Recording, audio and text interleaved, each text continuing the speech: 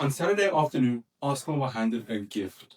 After months of poor performances, no one could have predicted that Man United would put in the performance they did against Guardiola's side, especially considering this was barely a week into interim manager Michael Carrick's tenure. But nevertheless, the Red Devils managed to put two past their local rivals, and it could and probably should have been much worse, with United having two goals ruled out for offside and hitting the post twice. And so, going into the game against Nottingham Forest, Arsenal had the opportunity to go 9 points clear of Manchester City in the build-up to the run-in. But, in familiar fashion, Arsenal were unable to capitalise, putting in a display that has led to some, albeit excessive, criticism of the manager and team. While some criticise Arsenal fans for the reaction, and to be fair, a lot of it was over the top, there are some concerning patterns emerging.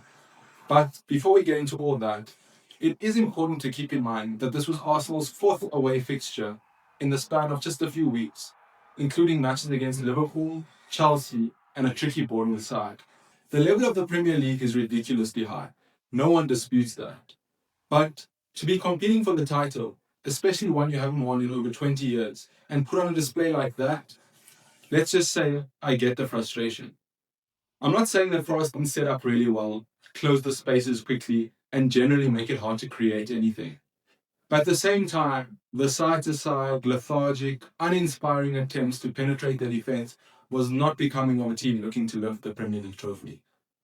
And fine, yes, the squad was probably depleted and fatigued after a tough run of fixtures, but Arteta rotated the attack heavily, and that brings me to my first point. The last time we saw a front three of Martinelli, Gyökeres, and Madueke was against Bournemouth, and although they didn't play badly, there was a noticeable drop-off from the combination of Saka and Trossard.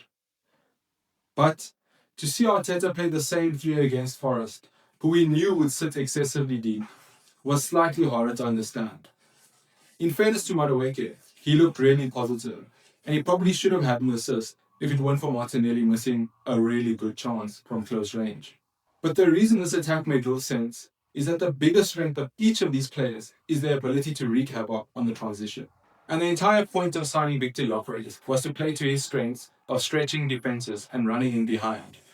So it was slightly confusing to see all three of these players start when the average position of the Forest defense couldn't have been more than a few meters off their goal line. And in fairness, Arteta made changes really early in the second half to adjust, but then seemed to completely overcorrect, bringing on an entirely new set of attackers, all of who prefer receiving the ball into feeds. Now, it may sound like I'm being critical just for the sake of it, and hindsight is perfect vision.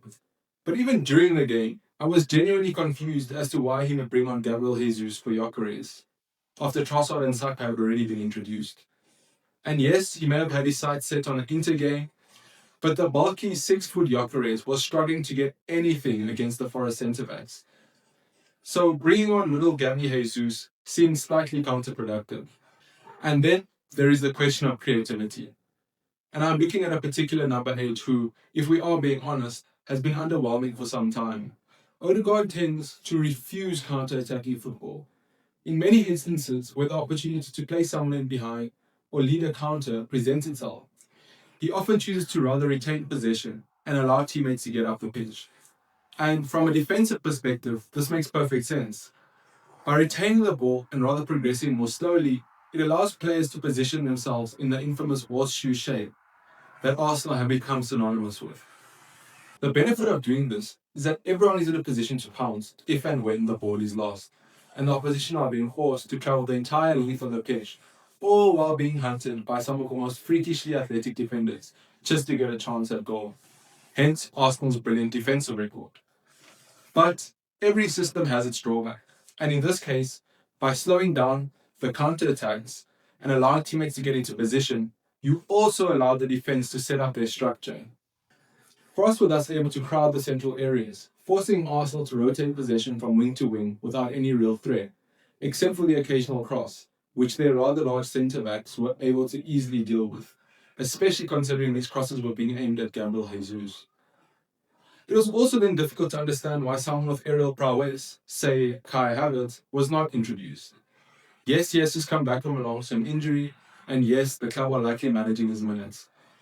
But he has played and been named in multiple matchday squads. So if he's there, you would think he'd be able to contribute in a game like this. Now, this is not intended as a dig at anyone. After all, they are the UEFA licensed professional athletes and coaches. But from where I'm sitting, Arsenal certainly need to be aware of how they approach these games, and when controlling games can be more harmful than helpful. Otherwise, it could lead to more heartbreak come the end of the season.